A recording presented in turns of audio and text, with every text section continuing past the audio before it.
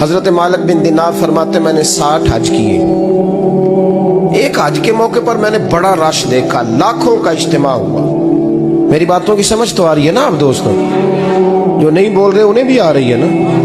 اللہ جزا دے.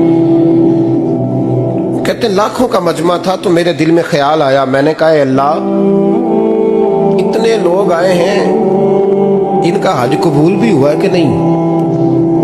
فرماتے ہیں میں سوچ رہا تھا تو رات کو نا خواب میں نے کسی کہنے والے کو کہتے ہوئے سنا کہ سب کا قبول ہو گیا. بلخ کا رہنے والا محمد بن ہارون بلخی ہے, اس کا حج قبول نہیں. فرماتے ہیں شہروں کے علیحدہ علیحدہ خیمے لگتے تھے. اب بھی آپ حج کرنے جائیں تو پاکستانیوں کی رہائشیں علیحدہ ہوتی ہیں, انڈین کی علیحدہ, بنگلہ دیش کے علیحدہ, مصری, یمنی, سب لوگ علیحدہ علیحدہ رہائشیں ہوتی ہیں, جھنڈے لگے ہوتے ہیں ملکوں کے. کہتے ہیں میں نے سویرے اٹھ کے ڈھونڈنا شروع کر دیا. ڈھونڈتا ہوں وہ بندہ ملے. کہتے ہیں جہاں بلخ شہر کے لوگ رہتے تھے وہاں چلا گیا تو میں نے لوگوں سے پوچھا تم میں محمد بن ہارون بلخی کون ہے؟ لوگ کہنے لگے وہ تو بڑا نیک آدمی ہے, پرہیزگار ہے, بڑے بولے بالے, بڑے اللہ والے, ریاض آپ کو بس ہم ہی جانتے ہیں, وہ تو بڑا نیک ہے, پرہیزگار آدمی.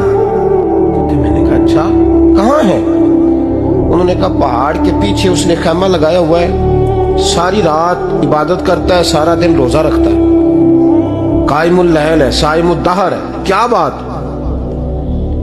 فرماتے ہیں میں ان لوگوں کی بات سن کے حیران ہو گیا کہ مجھے کیا بتایا گیا, یہ کیا کہہ رہے ہیں. فرماتے ہیں میں پہاڑ کے پیچھے گیا.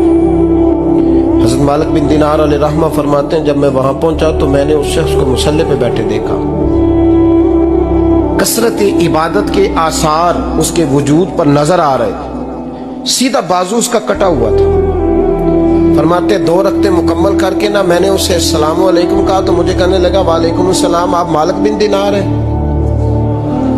میں نے کہا بڑی اس کی فراست ہے. فرماتے پھر اس نے ٹھنڈی سانس لی, کہنے لگا آپ کو خواب آئی ہوگی کہ میرا حج قبول نہیں ہوا. فرماتے مجھ پر اور بجلی گری کہ کیا کہہ رہا.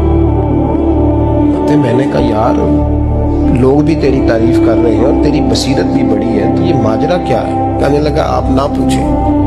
یہ کہہ کہ اس نے رونا شروع کیا, دیر تک روتا رہا. میں نے کہا نہیں یار تو بتا. کہنے لگا نہیں آپ نہ پوچھیں, آپ ناراض ہو گئے. میں نے کہا میں نہیں ہوتا, تو بولنا. کہنے لگا حضور 24 سال ہو گئے مجھے حج کرتے ہوئے, 24 سال, 24واں حج ہے میرا, اور ہر سال کوئی اللہ کا ولی آ کے بتاتا ہے کہ جا چلا جا تیرا کوئی نہیں قبول ہوگا. بے پروائی ویک سجن دی جتھے کسے دی پیش نہ جاوے, انہیں تاجہ والے در در رولے تے منگتیاں تخت بٹھاوے. آزم کسے نو کارا ملدا ہی کوئی کعبے و خالی آوے. کہتے ہیں اس نے مجھے کہا حضور 24واں حج ہے, ہر سال کوئی بتاتا ہے. میں نے کہا تیری غلطی. کہنے لگا میں اپنی ماں کا نافرمان. میں نے کہا واقعہ کیا ہوا؟ کہنے لگا حضرت اللہ نے مجھے دولت دی, مال دیا, زمینیں دی تو میں عیاش ہو گیا. امام مالک بن دینار رحمۃ اللہ علیہ فرماتے ہیں مجھ سے کہنے لگا پیسے آئے تو میں عیاش ہو گیا. رمضان کا مہینہ تھا, عصر کے بعد میری اماں افطاری کی تیاری کر رہی تھی, میں گیا. میں نے کہا شراب پی ہوئی, اماں روٹی دے. تو اماں کہنے لگی شرم کر, شرم کر, روزہ رکھا نہیں تو جنہوں نے رکھا ہے ان کا تو خیال کر. کہتے اماں کی بات کا مجھے غصہ لگا. میں کہا کرتا ہوں بد نصیب ہے وہ بیٹا جس کا باپ اس سے بات کرتے ہوئے ڈرتا ہے کہ پتہ نہیں کہاں سے بولے گا. بد نصیب نہیں وہ بیٹا جس کی ماں اس سے بات کرتے ہوئے سہم جاتی ہے کہ پتہ نہیں کون سی بولی بولے گا. بد نصیب نہیں کہ ماں باپ بھی جس سے کھول کے بات نہ کر سکے. حضرت مالک بن دینار سے کہنے لگا اماں نے جب کہا نا شرم کر تو مجھے غصہ آیا, میں نے ماں کو تھپڑ مارا اور میری ماں جلتے ہوئے تندور میں گری. لوگوں نے مجھے پکڑ کے اندر بند کر دیا کمرے میں. ساری رات میں شور سنتا رہا پر نشے میں دھوت رہا. سویرے آنکھ کھلی تو میری بیوی بیگ باندھ رہی تھی. میں نے کہا کہاں جا رہی ہو؟ کہنے لگی جو ماں کا نہیں بنا میرا کیسے بنے گا. میں نے کہا میری اماں کا وہ تو لوگوں نے رات کو ہی دفن کر دی جنازہ پڑھ کے.